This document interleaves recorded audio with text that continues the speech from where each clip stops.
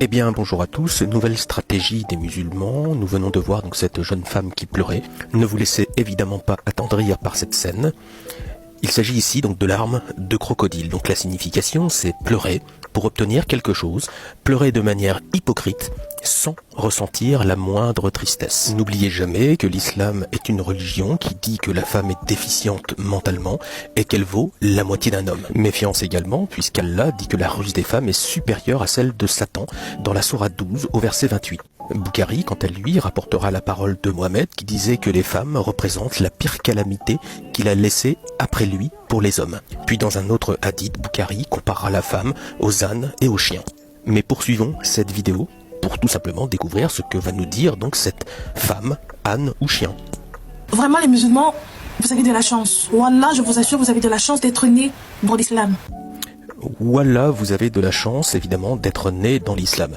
Non, précisément, ça n'est pas une chance, c'est une autodétermination, finalement, puisqu'ils n'ont pas eu le choix. Mais voyons peut-être un petit peu plus en détail ce que représente l'islam au regard de toutes les révélations qui ont été faites par le passé. L'islam nie le fait que le Messie, Dieu, se soit incarné et qu'il soit mort et ressuscité, c'est-à-dire qu'ils sont antichrist. Il nie également que le Christ soit venu pour nous sauver tous du péché originel. Et ils arborent en fait la solution simpliste que Mahomet serait le sceau de la prophétie alors qu'il n'a été annoncé par personne et qu'il s'agit bien là d'une supercherie monumentale. Et pour couronner le tout, bien que Jésus soit le Messie également dans le Coran, ils n'en connaissent pas la définition et ils se permettent de nier la parole de ce même Messie, réfutant la bonne nouvelle qu'il nous a enseignée pour toutes les nations jusqu'aux extrémités de la terre. L'islam renie donc Jésus-Christ, sauveur de l'humanité venu expier les péchés du monde, mais préfère croire à une révélation descendue par un ange dont le nom est Al-Abyad selon la tradition islamique. Al-Abyad qui est donc l'ami des prophètes et c'est lui qui est apparu aux prophètes sous la forme de l'ange Gabriel. Citation d'Al-Quturbi 242-19. Donc en fait ici nous sommes en présence d'une supercherie monumentale qui légitime un démon au même titre qu'un ange finalement. L'islam est donc une religion diabolique qui suit la révélation faite par un ange et évidemment ça n'est pas une chance. Et évidemment que ça n'est pas une chance puisque l'islam, sourate 1971, vous envoie directement en enfer que vous soyez une belle ou une mauvaise personne. Et de façon irrévocable. Parce que, comme vous le savez, moi je sors d'une famille chrétienne et en fait, j'ai eu des parents, subhanallah, qui sont morts égarés. L'hypocrisie de ces larmes de crocodile, donc des larmes totalement absentes qui démontrent le mensonge à plein nez. C'est incroyable. Vous qui suivez un prophète qui n'a jamais été annoncé par Jésus, comme l'indique la sourate 61:6. Vous qui suivez une religion qui n'a jamais été annoncé par personne, ni l'Ancien Testament, ni le Nouveau Testament. Vous qui vous rattachez à Ismaël, fils d'Abraham, par lequel aucune alliance va permettre d'identifier un sacerdoce, une prophétie et un livre. Vous qui pratiquez tous les rites du zoroastrisme, qui avez repris le Hajj, qui avait repris les circumambulations autour de la Kaaba, les lapidations de Satan, et j'en passe. Les 360 divinités de la Kaaba, concaténées en une seule divinité, le meilleur des créateurs, supposant qu'il y en a une multitude, Allah. Vous qui commettez l'iniquité depuis le commencement du commencement. Tous les récits bibliques indiquent votre présence, vous qui accrochiez au cou des chameaux le fameux croissant de lune que nous retrouvons sur la Mecque au-dessus du nom d'Allah. Vous dont le prophète a commis les pires horreurs, des meurtres, des razzias, des partages de butin. Croyez-vous, très honnêtement, qu'il s'agisse là d'une chance que d'être musulmans et que nous tous nous sommes égarés alors que vous avez la liste des attentats la plus longue que jamais aucune confession, aucune religion ne pourrait dépasser tout simplement. Des millions de morts sur plus de 1400 ans. La traite arabo-musulmane, la traite négrière, des millions de morts. En Inde, partout où l'islam s'est implanté, l'iniquité, les meurtres, les razzias se sont implantés avec elle. Je ne sais pas en fait quel sera le sort. Et moi je me dis, qu'est-ce que j'ai fait pour être guidée? Non mais tu plaisantes, qu'est-ce que tu as fait pour être guidé?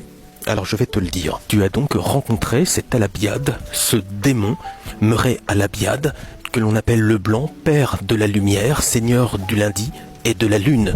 Ce démon est tout simplement dans les légions de Belzébuth, de Baal-Zébul, Belzébuth. Et il est surveillé par l'ange Gabriel.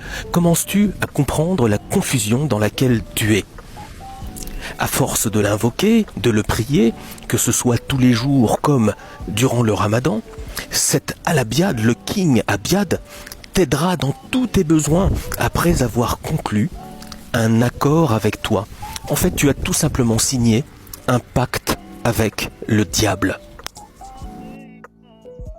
Je me demande en fait si j'étais morte égarée, où est-ce que je devais y aller? Comment je devais être? Quel devait être mon sort aujourd'hui dans les temples? Mais je ne comprends pas, tu n'as donc pas lu ton Coran? Mais tu es égaré. La sourate 1971 t'envoie directement en enfer, sentence irrévocable. Et que dire de la seule parole d'Allah que l'on trouvera dans le Coran, la sourate 32-13, qui dit lui-même qu'il emplira l'enfer de djinns et d'hommes réunis. Et Mohamed qui viendra compléter cette citation.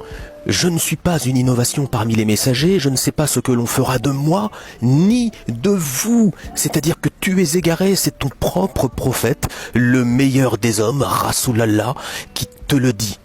Tu es égaré dès la naissance. Bien de ce bas monde, Allah les donne à tout le monde. Celui qui l'aime comme celui qui ne l'aime pas. Celui qui le connaît comme celui qui ne connaît pas. Mais l'islam le dit, Allah donne uniquement à ceux qui l'aiment. Allah t'a choisi. Allah a fait de toi son élu. Mais quelle tristesse. Il n'y a aucune sourate, aucun verset qui dit précisément ce que tu viens de raconter par le mensonge. Allah ne vous choisit pas.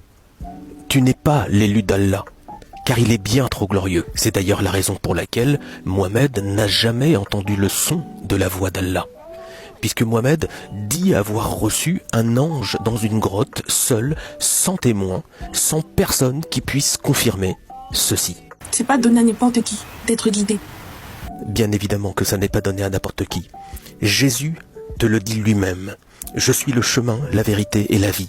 Nul ne vient au Père que par moi. Avec Jésus, tu as l'assurance de ton salut.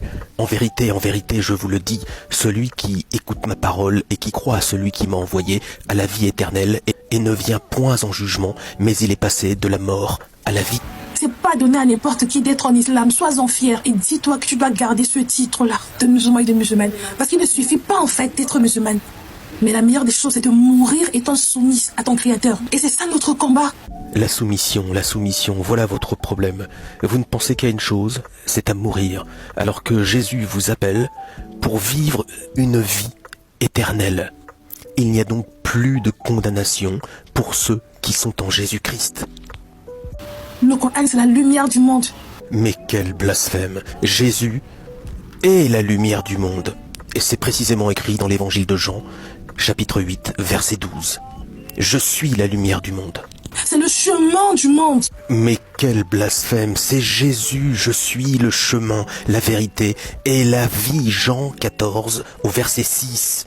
Si tu as négligé la religion, c'est Allah que tu as négligé. Et si tu as négligé Allah, eh bien quoi? Il se passe quoi si on a négligé Allah? Eh bien en vérité, je vais te le dire dans Jean 8, 44. Vous avez pour père le diable, et vous voulez accomplir les désirs de votre père. Il a été meurtrier dès le commencement, et il ne se tient pas dans la vérité parce qu'il n'y a pas de vérité en lui.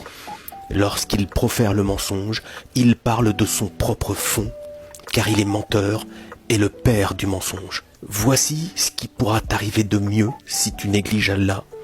C'est que tu t'éloignes du père du mensonge et que tu te rapproches tout simplement de la vérité de Christ.